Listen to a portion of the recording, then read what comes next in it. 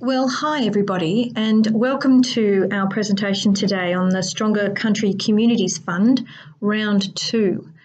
It's a grant information session, and my name's Deanne Drage from Inspiring Health Solutions. I've been engaged by Federation Council to help run you through this session today. First of all, a big welcome, and I'm really grateful that you've taken some time to come and be interested in the funds that are available. Today I'm going to talk through the overview of the Stronger Country Communities Fund, and that will specifically be focusing on the content of the guidelines document. I'll look at the application requirements, give you some tips and tricks for extra kick in your expression of interest application, let you know about what supports are available and also where to from here, how to get started. So let's get into it and look at the overview of the Stronger Country Communities Fund program guidelines. The purpose of the fund is to deliver local infrastructure projects that improve the lives of regional communities. This includes general amenities and sporting infrastructure projects. Only councils can apply for the funds, and we need to do that with projects that are on behalf of the community groups and potentially in partnership with community groups. Projects need to demonstrate that they are priorities of community. So eligible projects are for the construction of new or the refurbishment and upgrade of existing community infrastructure or sporting infrastructure, or capital works related to street beautification and public placemaking. Here are some examples of projects that would be eligible. You can see here that it's divided into the general community amenity, placemaking and street beautification on the left, and local sporting infrastructure examples on the right. If we firstly look at those on the left, we're looking at things like community halls, playgrounds and parks, toilet blocks, libraries, shade covers, community kitchens and barbecues, murals and community art, town and tourism signage, seating, plant boxes and paving, memorials and statues. Just some examples of projects that would be eligible. On the right-hand side, looking at sporting infrastructure, we've got ovals and court lighting, sport field fencing and surfacing, sport field and golf course drainage and irrigation, sports clubhouse and change rooms and grandstands, skate parks and mountain bike tracks, aquatic facilities and pools, amenities for sport participants and spectators, indoor sport facilities, court resurfacing, including synthetic surfaces, community fitness stations, and accessibility upgrades, walking or cycle paths. So really quite a wide range of projects to consider. And indeed, there would be some that aren't listed here. These are purely some examples. Ineligible projects include anything that's outside of Federation Council, projects that are only planning projects or master planning or feasibility studies, roads or other core council works, retrospective funding. So we're talking about things that have already actually been purchased, already funded council projects. So projects that are planned and budgeted for in council's forward budget, ongoing operational costs, or anything under $50,000. This continues, and considering ineligible projects include general works without sufficient scope, costs or details, events, marketing, branding, advertising or product promotion, and direct commercial benefit. So if your project have any of these items, then it would be ineligible. So what got funded in round 1 of the Stronger Country Communities Fund in Federation Council? Well, Council received just over $1 million in round 1 and funded a toilet block improvement project across the council, cycleway development in Corowa, and the purchase of new accessible cabins in Urana Caravan Park. There was a project that was put forward for the How Long preschool. However, that was withdrawn because during the process of the deliberations, it actually got funded from another fund. So how much is available in round 2? Well, Federation Council has an allocation of $3.6 million. At least 50% of this funding must be spent on sporting infrastructure. So for Federation Council, we're looking at least $1.8 million on sporting infrastructure and up to $1.8 on general community amenity and placemaking. So let's talk about the grant amounts. Projects must seek a minimum of $50,000. Grant requests between $50,000 to $100,000 can be for 100% of the project costs. However, once you go over $100,000, they're expecting a 25% co-contribution of the total cost. So an example here is if the project is a total cost of $200,000, then you could request for $150,000 from the grant, and you would need to have a co-contribution of $50,000. We've actually had a recommendation to apply for over the $1.6 million allocation. So indeed, we will endeavour to do that to ensure that we are able to receive as much of the funding as we can. So what are the key milestones? Well, clearly there's the information session that was held today, the 28th of March. Importantly, the most important date for you all is that the close of our expressions of interest is 9 a.m. on Monday, the 9th of April. That will come around really very quickly. The panel then needs to deliberate. They will do that the following day. And then we need to submit the recommendations from the panel to the council. Council will then hopefully endorse those recommendations to develop projects into full applications. So you can see there that all expression of interest applicants will be contacted on that Tuesday the 17th, and council will endeavour to get on with developing those full applications for all of those recommended projects. Applications close at 5 p.m. on Friday the 4th of May. So it's a really short time frame. Just a little over 2 weeks is available for council to actually pull those applications together. The announcement of the successful projects is estimated as August 2018. So let's take a look at the application requirements. There are a number of tools that are available to help you to understand what's required of you and to help you develop your application. And if you have a look on Council's website and also on the Stronger Country Communities website, you'll be able to access all of these templates. You can see here that we've listed the information sheet, which is for community groups, the round 2 program guidelines, frequently asked questions, and the facts sheets. Now that's all the background information, and certainly the round 2 program guidelines is what we've just in fact spoken about in terms of the detail. Those items highlighted in blue are the templates that you need to use when you're putting forward your application, and I will go through each of those ones just now. So the expression of interest checklist, budget template, the planning template, and the cost checklist. Let's take a look at the first one, the expression of interest checklist. So please use each of the items in the box as a heading and respond to each of them.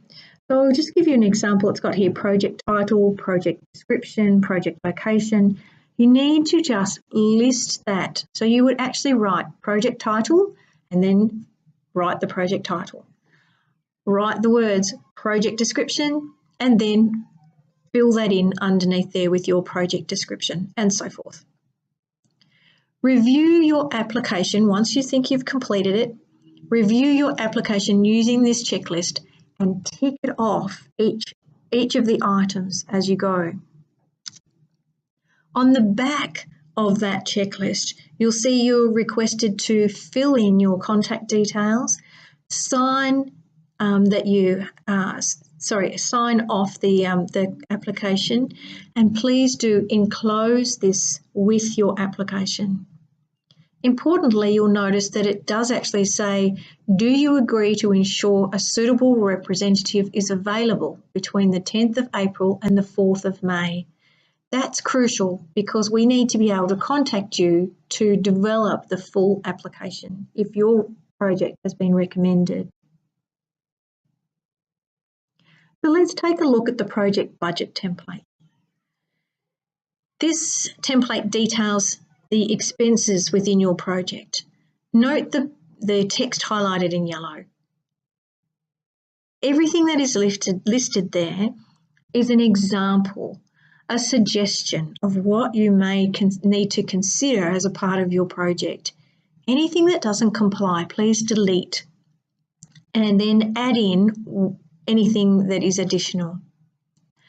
Please note that your costs must be GST exclusive. And you need to submit this document, which is an Excel spreadsheet, with your application. Let's go on to the project cost checklist. Again, this is to help you to ensure you've included everything in your budget. So it just gives some other ideas. You don't actually need to include this template in your application. It's purely for your help. So let's take a look at the project plan template. This details the tasks and time frame of each of those tasks. Again, there's some text that's highlighted in yellow. You just need to delete the components that aren't applicable for your project and modify it to include the components that are appropriate for your project. This template does need to be included in your application. So, your application will need to include the following components. A very simple cover letter, the expression of interest checklist signed off, your expression of interest responding to each of the items in the checklist, the budget spreadsheet, project plan spreadsheet, at least one quote for each expense component, and if your project is a sporting project over $100,000, you would also need to include a support letter from the New South Wales or national sporting organisation. So let's get on to some tips and tricks for success. It's important to put yourself in the grant maker's shoes, or indeed, in this instance, put yourself in the shoes of the council staff who will be deliberating over your expressions of interest, and consider that they are incredibly busy, and it would be wise to make your application clear and succinct so that it makes it easy for council to say yes to this project. So here's how to help us say yes to your project. Be specific, be succinct, be project ready. That means ready to go. And let us know if you've got any additional informational documents that could help us to develop that full application. So what on earth do we mean when I say succinct and specific? Well, let's go through some of those items in your expression of interest checklist. The project title, keep it short, sharp, and catchy. Keep it simple. If it doesn't sound all that interesting, then maybe think about what is the benefit your project will bring to your community, and then come up with a very short, sharp, catchy title based on that. The project description. Remember, Please don't give us any more than 150 words for almost every one of these items, these headings. The application form that council needs to complete, it does have word limits, and so it's actually smarter to just get to the point. What's the problem and what's the solution and what are you going to do?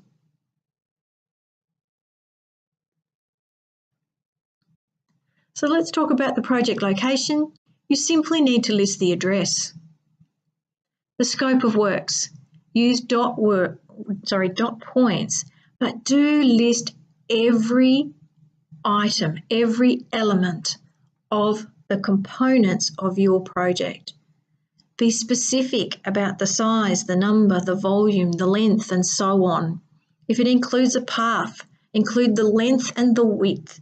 If it includes soft fall, include the volume of the soft fall, and so on. All of the elements being specific. Let's demonstrate that it meets the eligibility criteria. Well, quite simply, what is it? Is it a new build? Is it a refurbishment or upgrade? Is it of sporting or community infrastructure? Or community infrastructure? Or is it capital works for street beautification or placemaking? It really is just simply a matter of identifying this is what this project is. How will it help boost livability? My recommendation is that I would imagine that concept of livability might not be something you're familiar with.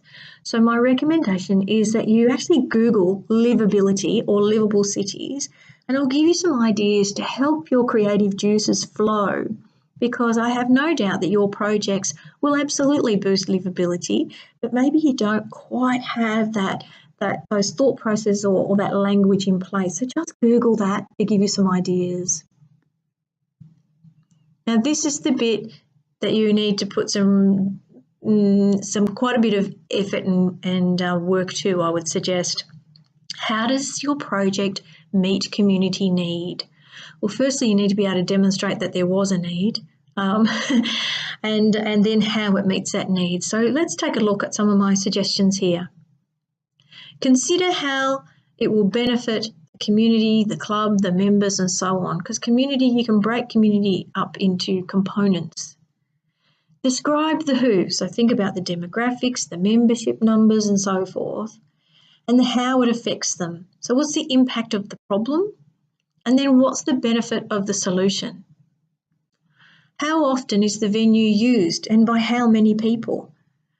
Why is it a priority project over other projects? Maybe your club's got other projects on the go or certainly on the list, but this one got priority because, let us know. Who decided this project was important? Have you been through a process? Was there a committee decision? Have you done a survey? Or, have you got any evidence that could support your desire to do this project as the priority? Consider what the direct and indirect community needs are, and also the short-term and long-term benefits of this project. So let's move on and look at operations and maintenance.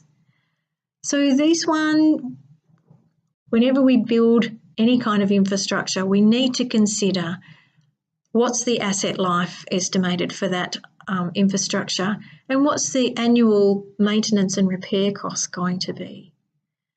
Importantly, who's paying?